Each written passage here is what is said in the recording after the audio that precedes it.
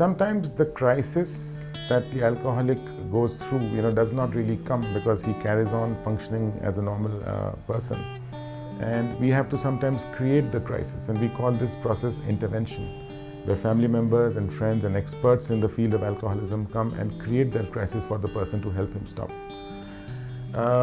There is an organization called AA, which I'm sure you're very familiar with, which is made up of people who have gone through the same problem, and they have meetings and they share their feelings. But the real value of the rehab center actually comes in, because the alcoholic cannot actually attend to his daily problems while he's living his normal life. There's too much for him to handle. In a rehab center, he comes and firstly he feels relaxed because there are people who suffer from the same problem. The rehab centers are run by people who have been through this before. They understand the despair and all the problems that the alcoholic goes through, and they share.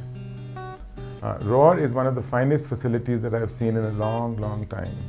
I've seen the program there. They have a good medical backup. They have a 24-hour nurse. They have an in-house psychiatrist. They have medical people on call. They have laboratories and things like that. And the program is very holistic. They start with exercise. They start with meditation, yoga. They have certain sharing sessions. They share on certain topics. And what does the alcoholic learn there? He learns how to come to terms with his inadequacies, how to come to terms with all his imperfections. He's taught to be honest, he's taught to be trustful, he's taught to love, he's taught to share his feelings and all that. He is basically taught not to be so self-centered and give up his power to a higher power, which is the whole basis of the treatment of alcoholism.